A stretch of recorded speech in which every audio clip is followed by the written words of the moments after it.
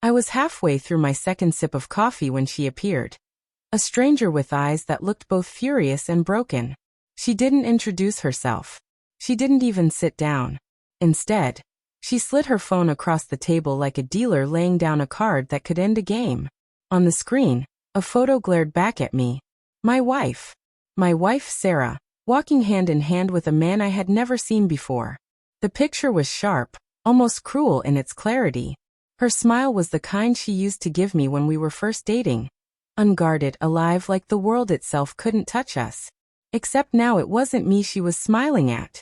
My heart clenched so hard I thought I might actually choke on that sip of coffee. Your wife, the woman said, her voice tight. That's my boyfriend. The cafe hummed around us, mugs clinking, someone laughing in the corner, steam hissing from the espresso machine. All of it felt distant, muted. I stared at the photo again, then at the woman, trying to piece together how my life had been cracked open in the span of a breath. I should have said something, denied it, asked questions, defended Sarah. But all I managed was a whisper. No, that's not possible. Her eyes softened just slightly. I thought the same. Until I saw them. Until I followed him. For weeks, I'd been noticing little things. Sarah's phone always face down on the counter, sudden late nights at work, her new perfume that she claimed was a gift from a friend. I told myself they meant nothing. After all, we'd been married 9 years. She was loyal, steady, the anchor of my world. I trusted her more than I trusted myself. Now, with one photograph, all the red flags I had buried came surging back, demanding to be seen. I asked the woman, her name was Emily, to sit. My hands trembled as I placed the phone back on the table, careful not to touch the photo again, as though it might burn me. How long? I asked, my voice hoarse.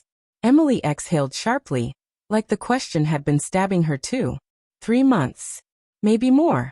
He told me he was busy with work, but she swallowed, looked down at her lap. I guess I wasn't enough. Just like you aren't for her. The words hit me harder than the photo. Was that what it came down to? Not enough? After everything. After the nights we spent planning our future, after the house we built together, after the way I held her mother's hand at the hospital when Sarah couldn't bring herself to watch. Was I simply not enough? That evening, I didn't confront Sarah right away. Instead, I sat in the living room with the lights off, waiting. The house smelled faintly of the candles she liked, lavender and vanilla. And for a moment, I almost convinced myself that if I closed my eyes, life would snap back into place. She'd come home, kiss me on the cheek, complain about traffic. I'd laugh, pour her a glass of wine. But when I heard her keys in the lock, my heart twisted in my chest. Hey love, she said, stepping inside. She looked beautiful as always, hair loose, cheeks pink from the cool air outside. She dropped her bag on the counter, her phone slipping slightly from the strap. For a second, I almost couldn't speak. Almost couldn't ruin the fragile lie we were living. But then I remembered the photo. Her hand wrapped in someone else's. That smile. Where were you? I asked. She froze just for a fraction of a second, before smoothing her face into a practiced smile. Work. Meetings ran late. The lie rolled so easily off her tongue that my chest ached. Work. I repeated. My voice sounded strange even to me. Or was it him? The smile slipped. Her eyes darted to mine, then away. What are you talking about? I reached into my pocket and pulled out the printed photo Emily had given me. I laid it on the coffee table between us. Her face drained of color as she stared at it. Her lips parted, then closed again, as though the words had been ripped out of her. I want the truth, Sarah, I said. My hands were shaking. No more lies. She sank onto the couch, burying her face in her hands.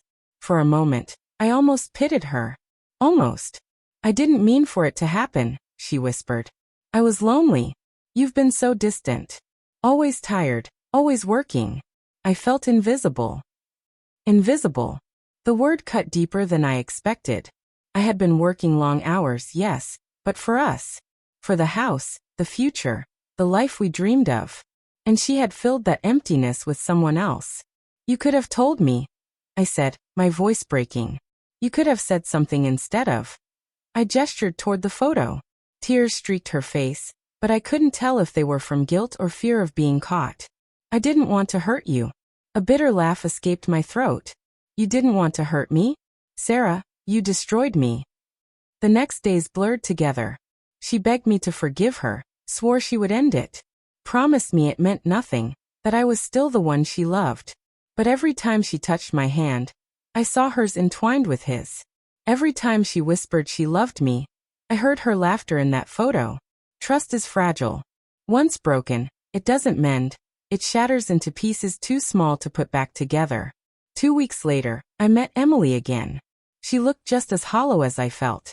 We sat across from each other in the same cafe. Two strangers bound by the same betrayal. Did you leave her? She asked. I nodded slowly. I had to. Even if she begged. Even if part of me wanted to believe her. I can't live with lies. She stared at her coffee. Me too. He's gone. We sat in silence, the weight of our choices pressing down on us. Around us, life went on, laughter, clinking mugs, steam from the espresso machine. But inside, something had ended. That night, alone in the quiet house, I walked through the rooms we had filled with years of memories. The wedding photos, the travel souvenirs, the notes she used to leave me on the fridge. They all felt like relics of another life, a life I could never return to. I poured myself a drink and stood by the window, staring out at the dark street. Betrayal doesn't announce itself with sirens. It creeps in, quiet and patient, until one day you're sitting in a cafe, and a stranger slides her phone across the table, and your entire world collapses with a single photo. And the cruelest part? Even in the wreckage, I still loved her.